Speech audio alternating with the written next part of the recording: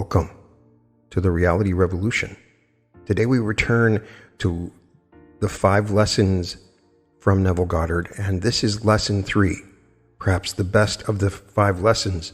It is called Thinking Fourth Dimensionally. This continues on a very deep discussion of how to use the imagination to create reality using teachings from the Bible. In particular, he separates the 2 outlooks, the carnal mind and the mind of Christ. The 5 lessons are my favorite lectures so far. These are absolutely fantastic in covering all the ways that you can use your imagination to create your reality. Once again, Neville Goddard was an amazing mystical teacher who taught the power of imagination, as well as a unique interpretation of the Bible that has opened up its secrets to many. So far, we've covered the first 2 lessons, which are consciousness is the only reality and assumptions harden into fact. Thinking fourth dimensionally. There are 2 actual outlooks on the world possessed by every man, and the ancient storytellers were fully conscious of these 2 outlooks. They called the one the carnal mind and the other the mind of Christ. We recognize these 2 centers of thought in the statement, "The natural man receiveth not the things of the Spirit of God, for they are foolishness unto him. Neither can he know them, because they are spiritually discerned." 1 Corinthians 2:14. To the natural mind, reality is confined to the instant called now. This very moment seems to contain the whole of reality. Everything else is unreal. To the natural mind, the past and the future are purely imaginary. In other words, my past, when I use the natural mind, is only a memory image of things that were. And to the limited focus of the carnal or natural mind, the future does not exist. The natural mind does not believe that it could revisit the past and see it as something that is present, something that is objective and concrete to itself. Neither does it believe that the future exists. To the Christ mind, the spiritual mind, which in our language we will call the fourth dimensional focus, the past, the present, and the future of the natural mind are a present whole. It takes in the entire array of sensory impressions that man has encountered, is encountering, and will encounter. The only reason you and I are functioning as we are today and are not aware of the greater outlook is simply because we are creatures of habit, and habit renders us totally blind to what otherwise we should see. But habit is not law. It acts as though it were the most compelling force in the world, yet it is not law. We can create a new approach to life if you and I would spend a few minutes every day in withdrawing our attention from the region of sensation and concentrating it on an invisible state, and remain faithful to this contemplation, feeling and sensing the reality of an invisible state. We would in time become aware of this greater world, this dimensionally larger world. The state contemplated is now a concrete reality displaced in time. Tonight, as we turn to our Bible, you be the judge as to where you stand in your present unfoldment. Our first story for tonight is the 5th chapter of the Gospel of Mark. In this chapter, there are 3 stories told as though they were separate experiences of the dominant characters. The first story, we are told that Jesus came upon an insane man, a naked man who lived in the cemetery and hid himself behind the tombs. This man appealed to Jesus not to cast out the devils that bedeviled him. But Jesus said unto him, "Come out of the man, thou unclean spirit." Mark 5:8. Thus Jesus cast out the devils, that they may now destroy themselves, and we find this man for the first time clothed in his right mind and seated at the feet of the Master. We will get the psychological sense of this chapter by changing the name Jesus to that of enlightened reason or fourth dimensional thinking. As we progress in this chapter, we are told that Jesus now comes upon the high priest, whose name is Jairus, and Jairus, the high priest of the synagogue, has a child who is dying. She is 12 years old, and he appeals to Jesus to come and heal the child. Jesus consents, and as he starts toward the home of the high priest, a woman in the marketplace touched his garment, and Jesus, immediately knowing in himself that virtue had gone out of him, turned him about in the press and said, "Who touched my clothes?" Mark 5:30. The woman who was healed of an issue of blood that she had had for 12 years confessed that she had touched him. And he said unto her, "Daughter, thy faith hath made thee whole. Go in peace." Mark 5:34. As he continues toward the home, the high priest, he is told that the child is dead, and there is no need to go to resurrect her. She is no longer asleep, but is now dead. As soon as Jesus heard the word that was spoken, he saith unto the ruler of the synagogue, Be not afraid, only believe. Mark 5:36. And when he was come in, he saith unto them, Why make ye this ado, and weep? The damsel is not dead, but sleepeth. Mark 5:39. With this the entire crowd mocked and laughed. But Jesus, closing the doors against the mocking crowd, took with him into the household of Jairus his disciples, and the father and mother of the dead child. They entered into the room where the damsel was lying. And he took the damsel by the hand, and said unto her, Damsel, I say unto thee, rise. Mark 5:41. From this deep sleep she awoke, and arose, and walked, and the high priest and all the others were astonished. And he changed them straitly, that no man should know it. And he commanded that something should be given her to eat. Mark 5:43. You are this very night, as you are seated here, pictured in this 5th chapter of Mark, a cemetery is for one purpose. It is simply a record of the dead. Are you living in the dead past? If you are living among the dead, your prejudices, your superstitions, and your false beliefs that you keep alive are the tombstones behind which you hide. If you refuse to let them go, you are just as mad as the madman of the Bible who pleaded with enlightened reason not to cast them out. There is no difference, but enlightened reason is incapable of protecting prejudice and superstition against the inroads of reason. There is not a man in this world who has a prejudice against the nature of the prejudice who can hold it up to the light of reason. Tell me you are against a certain notion, a certain race, a certain ism, a certain anything. I do not care what it is. You cannot expose that belief of yours to the light of reason and have it live. In order that it may be kept alive in your world, you must hide it from reason. You cannot analyze it in the light of reason and have it live. When this 4th dimensional focus comes and shows you a new approach to life, and casts out of your own mind all these things that bedeviled you, you are then cleansed and clothed in your right mind, and you sit at the foot of understanding called the feet of the Master. Now clothed and in your right mind, you can resurrect the dead. What dead? The child in the story is not a child. The child is your ambition, your desire, the unfulfilled dreams of your heart. This is the child housed within the mind of man. For as I have stated before, the entire drama of the Bible is a psychological one. The Bible has no reference at all to any person who ever existed or any event that ever occurred upon earth. All the stories of the Bible unfold in the minds of the individual man. In this story, Jesus is the awakened intellect of man. When your mind functions outside the range of your present senses, when your mind is healed of all the former limitations, then you are no longer the insane man, but you are this presence personified as Jesus, the power that can resurrect the longings of the heart of man. You are now the woman with the issue of blood. What is this issue of blood? A running womb is not a productive womb. She held it for 12 years. She was incapable of conceiving. She could not give form to her longing because of the running of the issue of blood.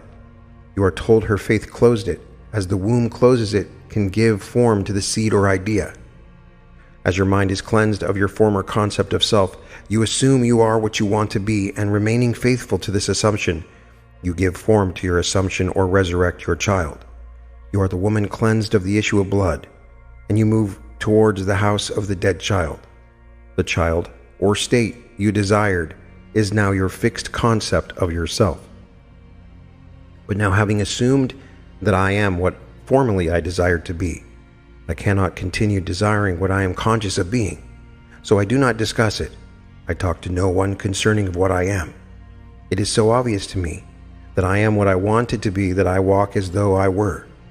Walking as though I am what formerly I wanted to be, my world of limited focus does not see it, and thinks I no longer desire it. The child is dead within their world, but I, who know the law, say the child is not dead. The damsel is not dead. She but sleepeth. I now awaken her. I, by my assumption, awaken and make visible in my world what I assume for assumptions. If sustained, invariably awaken what they affirm. I close the door. What door? the door of my senses. I simply shut out completely all that my senses reveal. I deny the evidence of my senses. I suspend the limited reason of the natural man and walk in this bold assertion that I am what my senses deny. With the door of my senses closed, what do I take into that disciplined state?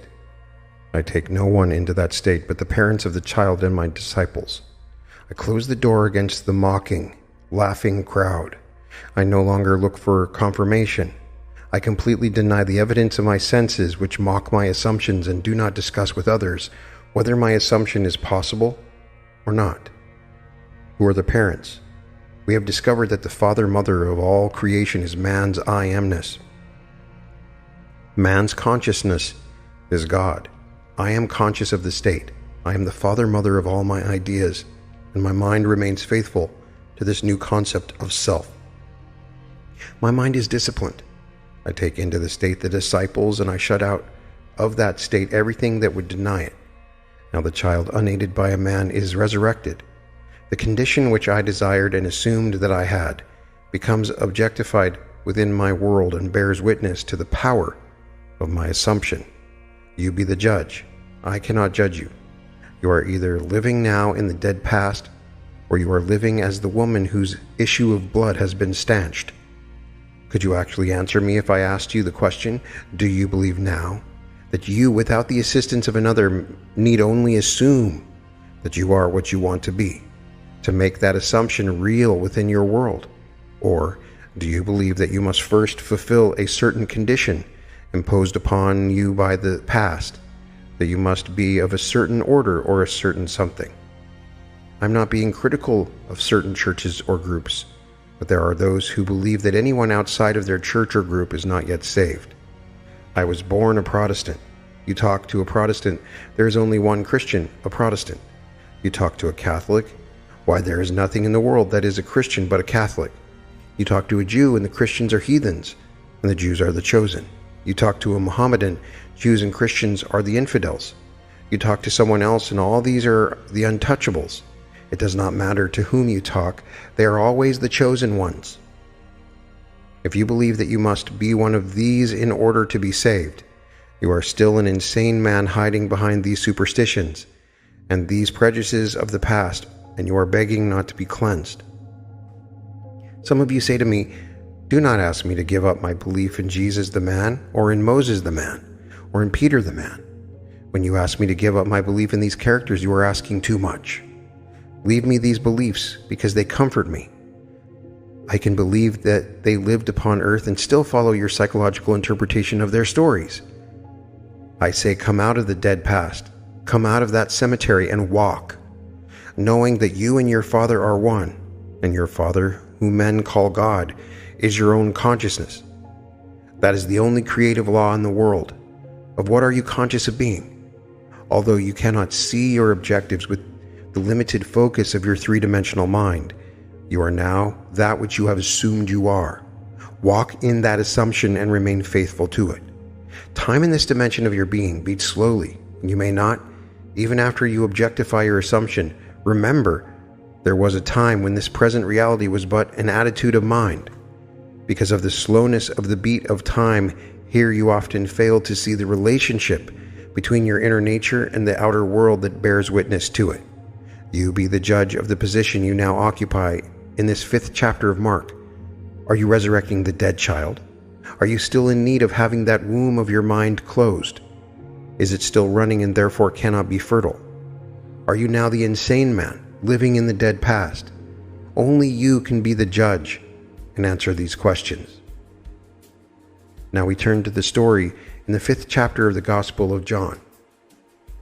This will show you how beautifully the ancient storytellers told of the two distinct outlooks on this world.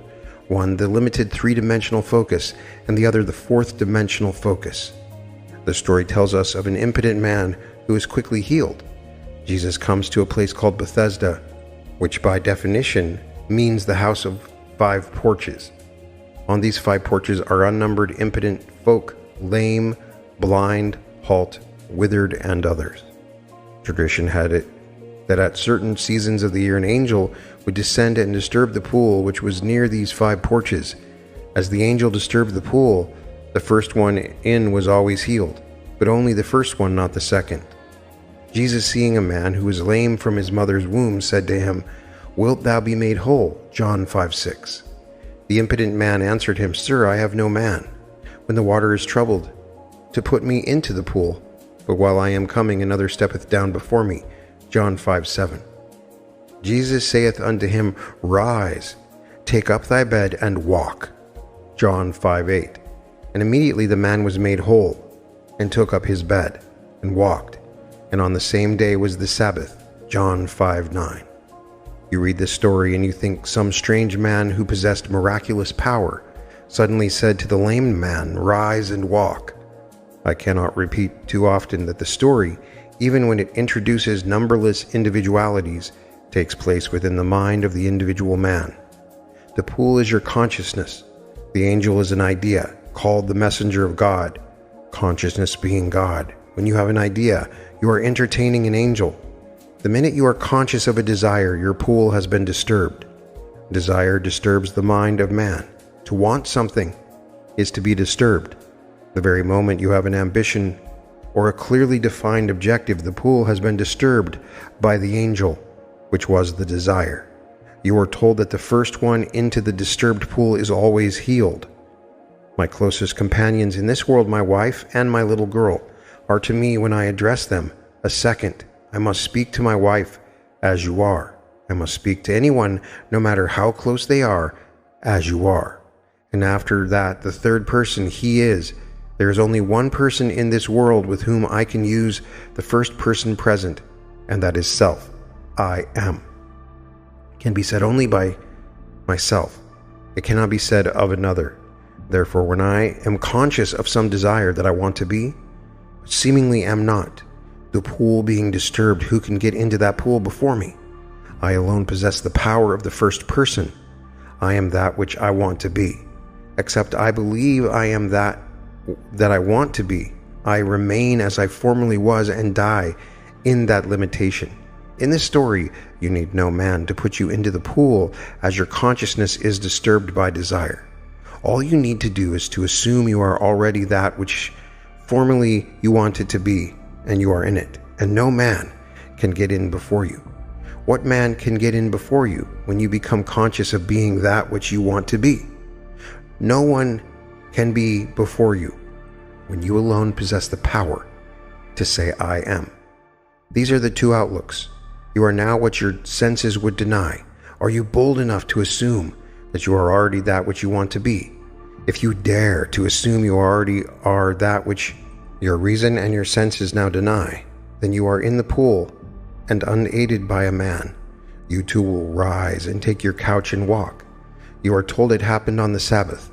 The Sabbath is the only mystical sense of stillness.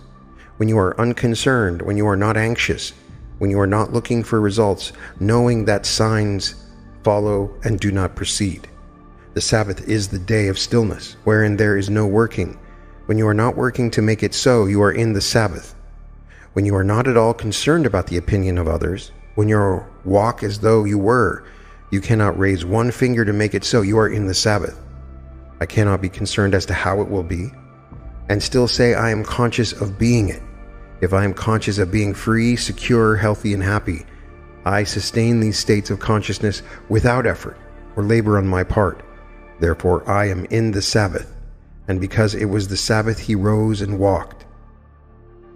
Our next story is from the 4th chapter of the Gospel of John, and it is one you have heard time and time again. Jesus comes to the well, and there is a woman called the woman of Samaria. And he said to her, "Give me to drink." John 4:7. Then saith the woman of Samaria unto him, "How is it that thou, being a Jew, asketh drink of me, which am a woman of Samaria? For the Jews have no dealings with the Samaritans." John 4:9. Jesus answered and said unto her, "If thou knewest the gift of God, and who it is that saith to thee, Give me to drink, thou wouldest have asked of him, and he would have given thee living water." John 4:10.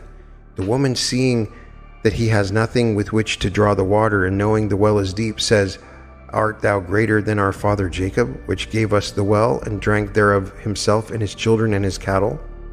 John 4:12. Jesus answered and said unto her, Whosoever drinketh of this water shall thirst again. But whosoever drinketh of the water that I shall give him shall never thirst. But the water that I shall give him shall be in him a well of water springing up into everlasting life. John 4:13. Then he tells her all concerning herself and asks her to go and call her husband.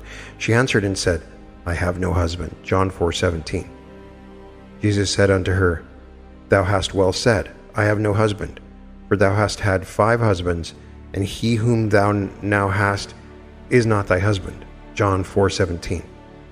The woman, knowing this to be true, goes into the marketplace and tells the other, I have met the Messiah. They ask her, How do you know you have met the Messiah? Because he told me all the things that I have ever done. She replies, Here's a focus that takes in the entire past at least, and tells her now concerning the future. Continuing the story, the disciples come to Jesus and say, Master, eat. John 4:31. But he said unto them, I have meat to eat that ye know not of. John 4:32. When they speak of a harvest in 4 months, Jesus replies, Say not ye, there are yet 4 months, and then cometh harvest? Behold, I say unto you, lift up your eyes and look unto the fields, for they are white already to harvest. John 4:35. He sees things that people wait 4 months for, or wait 4 years for. He sees them as now, in a dimensionally larger world, existing now, taking place now. Let us go back to the first part of the story. The woman of Samaria is the 3-dimensional you, and Jesus at the well is the 4th-dimensional you. The argument starts between what you want to be and what reason tells you that you are. The greater you tells you that if you would dare assume you are already what you want to be, you would become it. The lesser you with its limited focus tells you why you haven't a bucket, you haven't a rope, and the well is deep. How could you ever reach the depths of this state without the means to that end? You answer and say, if you only knew who asks of you to drink, you would ask of him. If you only knew what in yourself is urging upon you the embodiment of the state you now seek, you would suspend your little sight and let him do it for you. Then he tells you that you have 5 husbands, and you deny it, but he knows far better than you that your 5 senses impregnate you morning, noon, and night with their limitations. They tell you what children you will bear tonight, tomorrow, and the days to come, for your 5 senses act like 5 husbands who constantly impregnate your consciousness, which is the great womb of God, and morning, noon, and night they suggest to you and dictate to you that which you must accept as true. He tells you the one you would like to have for your husband is not your husband. In other words, the 6th has not yet impregnated you. What you would like to be is denied by these 5, and they hold the power. They dictate what you will accept as true. What you would like to accept has not yet penetrated your mind and impregnated your mind with its reality. He whom you call husband is not really your husband. You are not bearing his likeness. To bear his likeness is proof that you are his wife. At least you have known him intimately. You are not bearing the likeness of the 6th. You are only bearing the likeness of the 5. Then one turns to me and tells me all that I have ever known. I go back in my mind's eye, and reason tells me that all through my life I have always accepted the limitations of my 5 senses. I've always looked upon them as fact, and morning, noon, and night I have borne witness to this acceptance. Reason tells me I have only known these 5 from the first time I was born. Now I would like to step outside the limitations of my senses, but I have not yet found within myself the courage to assume I am what these 5 would deny that I am. So here I remain, conscious of my task, but without the courage to step beyond the limitations of my senses and that which my reason denies. He tells these, I have meat ye know not of. I am the bread that droppeth down from heaven. I am the wine. I know what I want to be, and because I am that bread, I feast upon it. I assume that I am. And instead of feasting upon the fact that I am in this room talking to you, and you are listening to me, and that I am in Los Angeles, I feast upon the fact that I am elsewhere. And I walk here as though I were elsewhere, and gradually I become what I feast upon. Let me give you 2 personal stories. When I was a boy, I lived in a very limited environment in a little island called Barbados. Feed for animals was very, very scarce and very expensive because we had to import it. I am one of a family of 10 children, and my grandmother lived with us, making 13 at the table. Time and again, I can remember my mother saying to the cook in the early part of the week, "I want you to put away 3 ducks for Sunday's dinner." This meant that she would take from the flock in the yard 3 ducks and coop them up in a very small cage and feed them, stuff them morning, noon, and night with corn and all the things she wanted the ducks to feast upon. This was an entirely different diet from what we regularly fed the ducks, because we kept those birds alive by feeding them fish. We kept them alive and fat on fish because fish were cheap and plentiful, and you could not eat a bird that fed upon fish, not as you and I like a bird. The cook would take the 3 ducks, put them in a cage, and for 7 days stuff them with corn, sour milk, and all the things we wanted to taste in the birds. Then, when they were killed and served for dinner 7 days later, they were luscious, milk-fed, corn-fed birds. But occasionally the cook forgot to put away the birds, and my father, knowing we were having ducks and believing that she had carried out the command, did not send anything else for dinner, and 3 fish came to the table. You could not touch those birds, for they were not so much the embodiment of what they fed upon. Man is a psychological being, a thinker. It is not what he feeds upon physically, but what he feeds upon mentally that he becomes. We become the embodiment of that which we mentally feed upon. Now, those ducks could not be fed corn in the morning and fish in the afternoon and something else at night.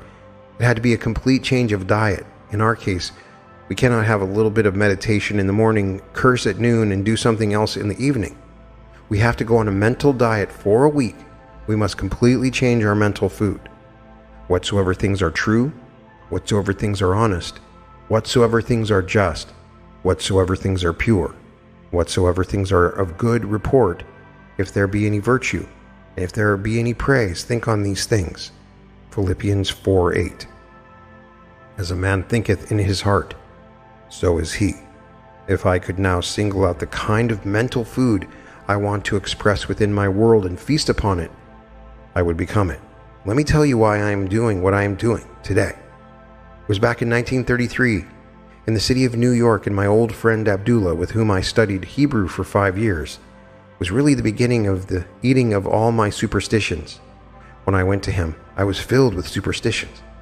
I could not eat meat, I could not eat fish, I could not eat chicken, I could not eat any of these things that were living in the world. I did not drink, I did not smoke. I was making a tremendous effort to live a celibate life.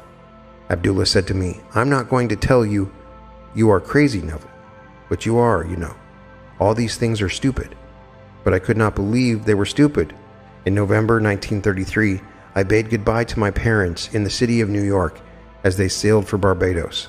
I had been in this country 12 years with no desire to see Barbados. I was not successful, and I was ashamed to go home to successful members of my family after 12 years in America. I was a failure in my own eyes. I was in the theater and made money 1 year and spent it the next month. It was not what I would call by their standards, nor by mine, a successful person. Mind you, when I said goodbye to my parents in November, I had no desire to go to Barbados. The ship pulled out, and as I came up to the street, something possessed me with a desire to go to Barbados. It was the year 1933. I was unemployed and had no place to go except a little room on 75th Street. I went straight to my old friend, Abdullah, and said to him, "Ab, the strangest feeling is possessing me. For the first time in 12 years, I want to go to Barbados." "If you want to go, Neville, you have gone," he replied. That was very strange language to me. I am in New York City on 72nd Street, and he tells me I have gone to Barbados. I said to him, "What do you mean I have gone, Abdullah?" He said, "Do you really want to go?" I answered, "Yes." He then said to me, "As you walk through this door, now you are not walking on 72nd Street. You are walking on palm-lined streets, coconut-lined streets. This is Barbados. Do not ask me how you are going to go. You are in Barbados. You do not say how when you are there. You are there. Now you walk as though you were there." I went out of his place in a daze. I am in Barbados. I have no money, I have no job, I'm not even well clothed, and yet I am in Barbados. He was not the kind of person with whom you would argue, not Abdullah. 2 weeks later, I was no nearer my goal than on the day I first told him I wanted to go to Barbados. I said to him, "Ab, I trust you implicitly, but here is one time I cannot see how it is going to work.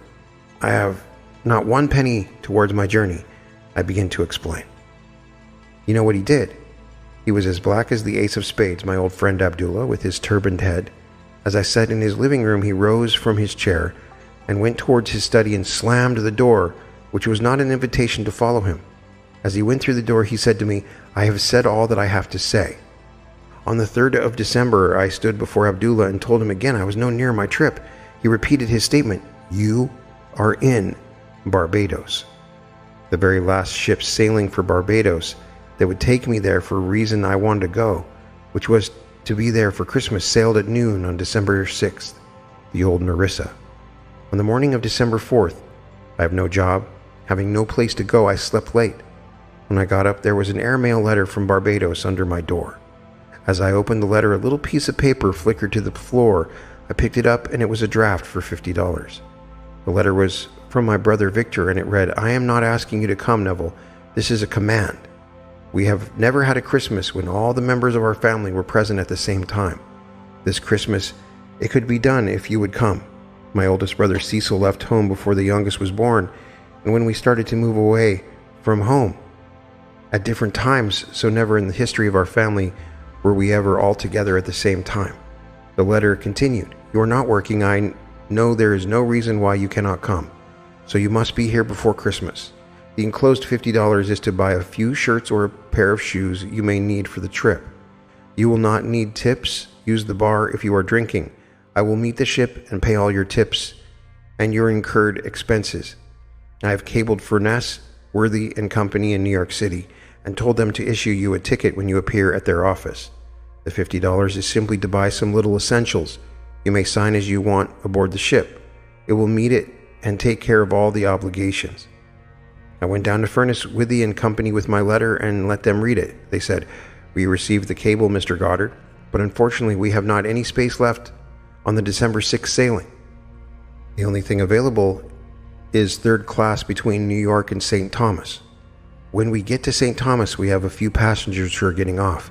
You may then ride first class from St. Thomas to Barbados, but between New York and St. Thomas you must go third class, although you may have the privileges of the first class dining room and walk the decks of the first class." I said, "I will take it." I went back to my friend Abdullah on the afternoon of December 4th and said it worked like a dream. I told him what I had done, thinking he would be happy. Do you know what he said to me? He said, "Who told you that you're going third class? Did I see you in Barbados? The man you are going third class? You are in Barbados, and you went there first class." I did not have one moment to see him again before I sailed on the noon of December 6th. When I reached the dock with my passport and my papers to get aboard the ship, the agent said to me, "We have good news for you, Mr. Goddard. There has been a cancellation and you are going first class." Abdullah taught me the importance of remaining faithful to an idea and not compromising. I wavered, but he remained faithful to the assumption that I was in Barbados and had traveled first class. Now back to the significance of our two Bible stories. The well is deep, and you have no bucket. You have no rope. It is 4 months to the harvest, and Jesus says, "I have meat to eat ye know not of. I am the bread of heaven." Feast on the idea. Become identified with the idea as though you are already that embodied state. Walk in the assumption that you are what you want to be. If you feast on that and remain faithful to that mental diet, you will crystallize it. You will become it in this world. When I came back to New York in 1934 after 3 heavenly months in Barbados, I drank, I smoked, and I did everything I had not done in years. I remembered what Abdullah had said to me. After you have proven this law, you will become normal, Neville. You will come out of that graveyard. You will come out of that dead past where you think you are being holy. For all you are really doing, you know you are being so good, Neville, you are good for nothing. I came back walking this earth a completely transformed person. From that day, which was in February 1934, I began to live more and more. I cannot honestly tell you I have always succeeded. My many mistakes in this world, my many failures, would convict me if I told you that I have so completely mastered the movements of my attention that I can at all times remain faithful to the idea I want to embody. But I can say, with the ancient teacher, although I seem to have failed in the past, I move on and strive day after day to become that which I want to embody in this world. Suspend judgment. Refuse to accept what reason and senses now dictate. And if you remain faithful to the new diet, you will become the embodiment of the ideal to which you remain faithful. If there is one place in the world that is unlike my little island of Barbados, it is New York City. In Barbados, the tallest building is 3 stories, and the streets are lined with palm trees and coconut trees and all sorts of tropical things. In New York City, you must go to the park to find a tree. Yet I had to walk the streets of New York as though I walked the streets of Barbados. To one's imagination, all things are possible. I walked feeling that I was actually walking the streets of Barbados, and in that assumption I could almost smell the odor of the coconut-lined lanes. I began to create within my mind's eye the atmosphere I would physically encounter were I in Barbados. As I remained faithful to this assumption, somebody canceled passage and I received it. My brother in Barbados, who never thought of my coming home, has the commanding urge to write me a strange letter.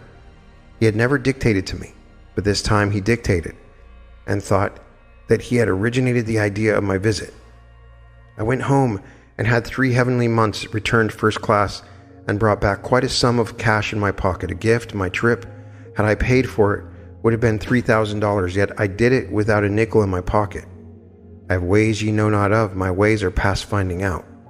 The dimensionally greater self took my assumption as the command and influenced the behavior of my brother to write that letter, influenced the behavior of someone to cancel that first-class passage, and did all the things necessary that would tend toward the production of the idea with which I was identified. I was identified with the feeling of being there. I slept as though I was there, and the entire behavior of man was molded in harmony with my assumption. I did not go down to Furness, Withy and Company and beg them for a passage, asking them to cancel someone who was booked first class. I did not need to write my brother and beg him to send me money or buy me a passage. He thought he originated the act. Actually, to this day, he believes that to be initiated the desire to bring me home. My old friend Abdullah simply said to me, "You are in Barbados, Neville. You want to be there. Wherever you want to be, there you are. Live as though you are, and that you shall be." These are the 2 outlooks on the world possessed by every man. I do not care who you are. Every child born of woman, regardless of race, nation, or creed, possesses 2 distinct outlooks on the world. You are either the natural man who receiveth not the things of the Spirit of God, because to you, in the natural focus, they are foolishness unto you, or you are the spiritual man who perceiveth things outside of the limitations of your senses, because all things are now realities in a dimensionally larger world. There is no need to wait 4 months to harvest. You are either the woman of Samaria or Jesus at the well. You are the man waiting on the 5 porches for the disturbances and someone to push him in, or you are the one who can command yourself to rise and walk in spite of others who wait. Are you the man behind the tombstones in the cemetery, waiting and begging not to be clean, because you do not want to be cleansed of your prejudices? One of the most difficult things for man to give up is his superstitions, his prejudice. He holds on to these as though they were the treasures of treasures.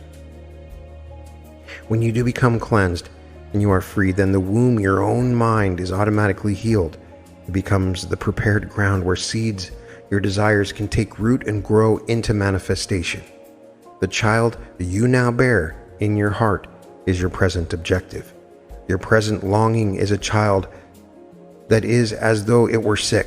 If you assume you are now what you would like to be, the child for a moment becomes dead because there is no disturbance anymore. You cannot be disturbed when you feel you are what you want to be, because if you feel you are what you wanted to be, you are satisfied in that assumption. To others who judge superficially, you seem no longer to desire. So to them, the desire or damsel is dead. They think you have lost your ambition because you no longer discuss your secret ambition. You have completely adjusted yourself to the idea. You have assumed that you are what you want to be.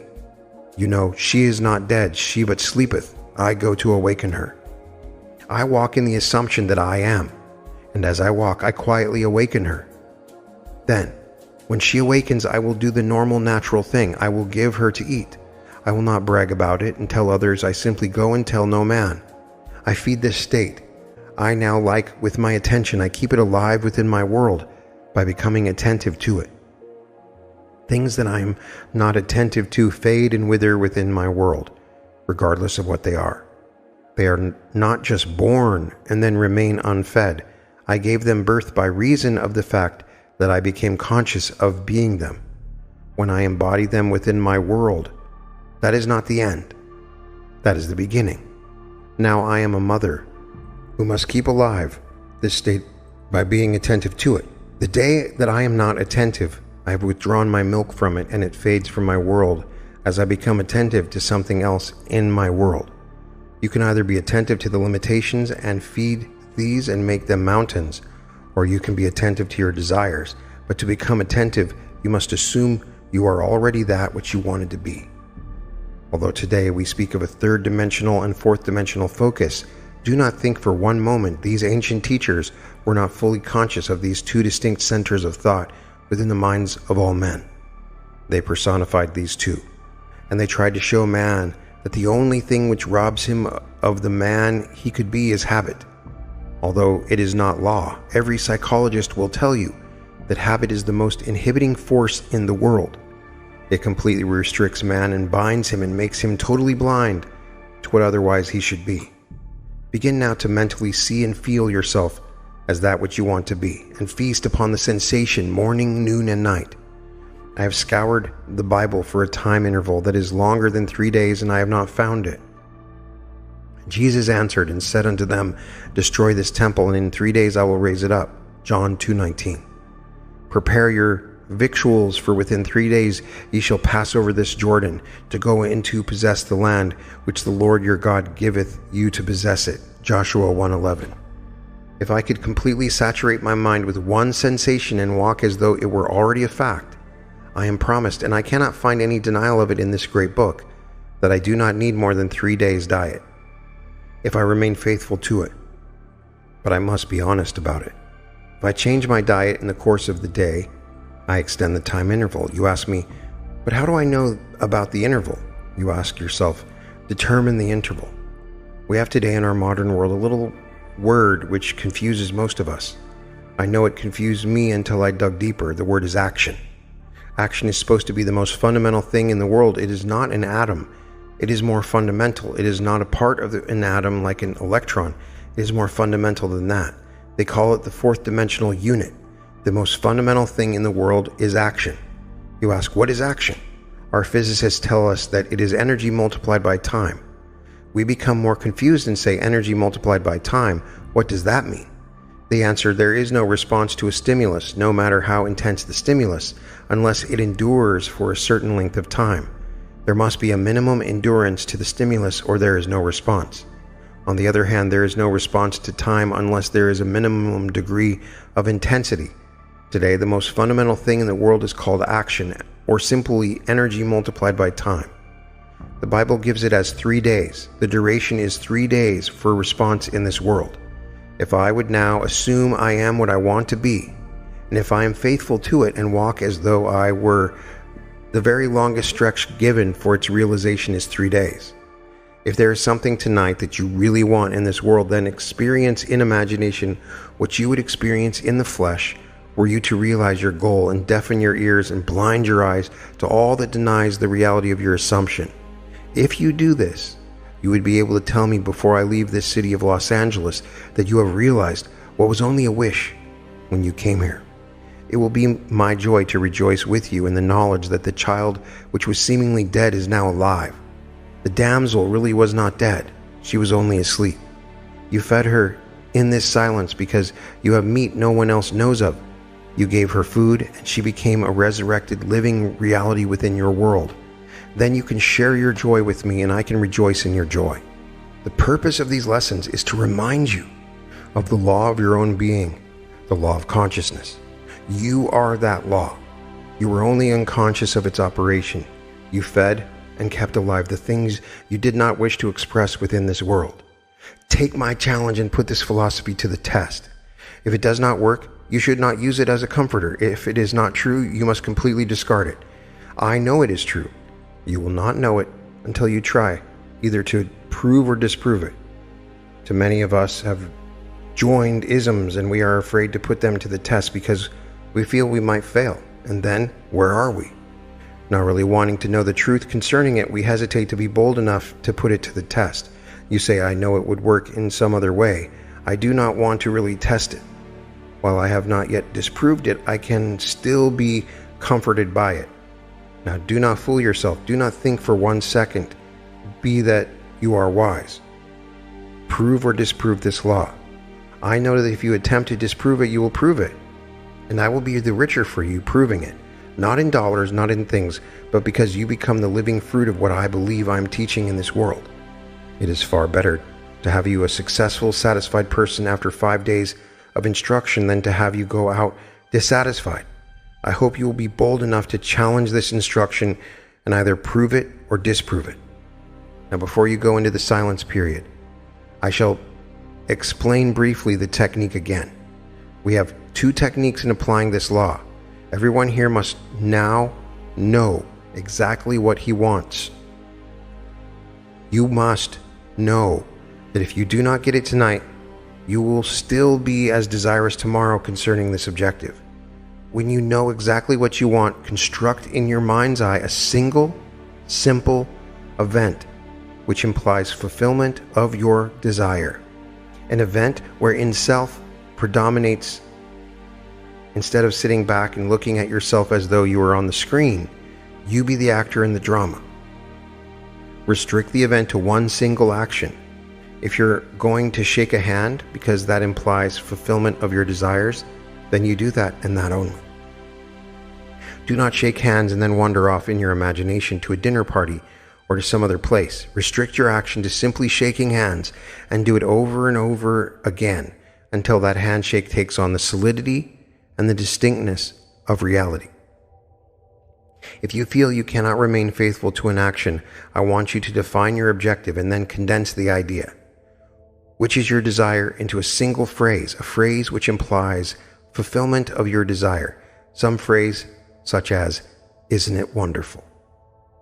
Or if I felt thankful because I thought someone was instrumental in bringing my desire to pass, I could say thank you and repeat it with feeling over and over again, like a lullaby until my mind was dominated by the single sensation of thankfulness. We will now quietly in these chairs, with the idea which implies fulfillment of our desire, condensed to a single phrase or to a single act, we will relax, immobilized, our physical bodies. Then let us experience in imagination the sensation which our condensed phrase or action affirms. If you imagine yourself shaking another person's hand, do not use your physical hand, let it remain immobilized. But imagine that housed within your hand is a more subtle, more real hand, which can be extracted in your imagination. Put your imaginary hand into the imaginary hand of your friend who stands before you and feel the handshake. Keep your physical body immobilized, even though you become mentally active in what you are now about to do. At the end of these lectures, Neville would give 2 minutes of silence, which we will now do as advised. Now, we will go into the silence.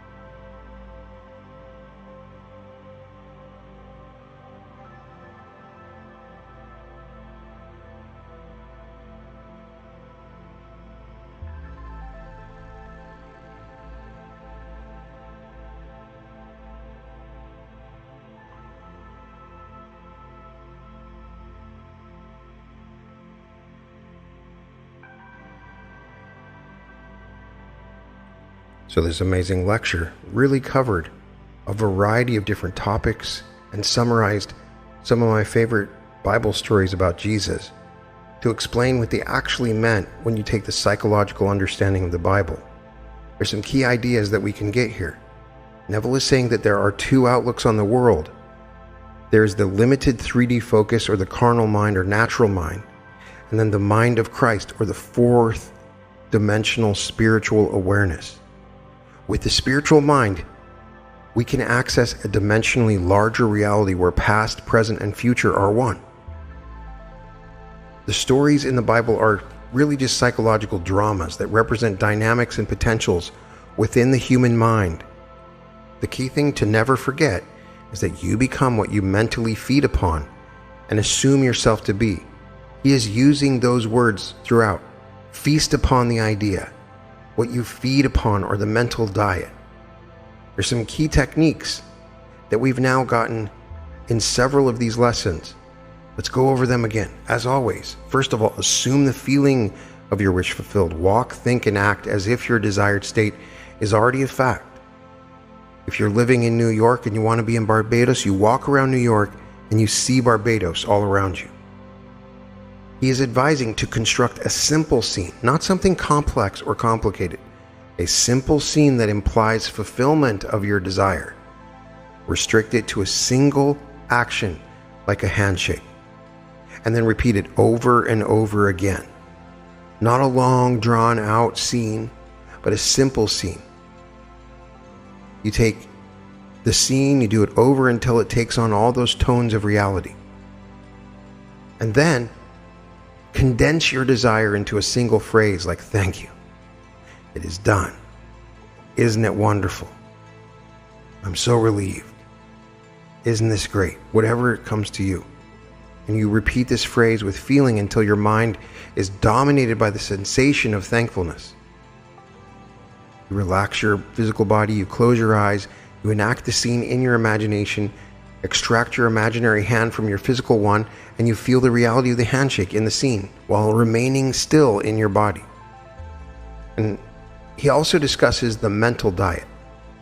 So the best results that you can get is go on a mental diet for 3 days, feeding only on your desired state. Do not give any mental energy to limitations, worries, concerns, or anything that denies your assumption. 3 days. So that means go all out in imagining what you want for 3 days. Not for 3 minutes, not for 3 hours, but for 3 entire days. For best results, go on the mental diet. You feed only on that desired state. Then after imagining for a time, you open your eyes, you go about your day, but you maintain the feeling of your wish fulfilled. You live in that state and give it life by being attentive to it. The key is to immerse your mind in the feeling of already being what you desire to be and prune out all thoughts and feelings that contradict your wish fulfilled. By assuming the state and persisting in that assumption, you hasten its manifestation in your 3-dimensional world. It's that simple. I love the story from Abdullah. We've heard that one before. I love his interpretations of these Bible stories. Some of these we've never heard his interpretation of. For instance, the 5 husbands being the 5 senses when he meets the woman from Samaria. So many other cool things. I'd love to get from you your favorite parts, and please give me your feedback, how these 5 lessons have been for you so far. When we're done with this, I'll put them all together and you can listen to them anytime. I think it really summarizes Neville's teaching, and you can really feel the energy that Neville has. In his later lectures, Neville was ready to go. He had raced the race and fought the fight. But in these early lectures, he's passionate about this idea and really wants people to understand it. And he's challenging you. He's not saying that this is going to happen, just have faith. He's saying test it. Test it out. He's asking you to test it out. You can find all episodes of The Reality Revolution at therealityrevolution.com. And welcome to The Reality Revolution.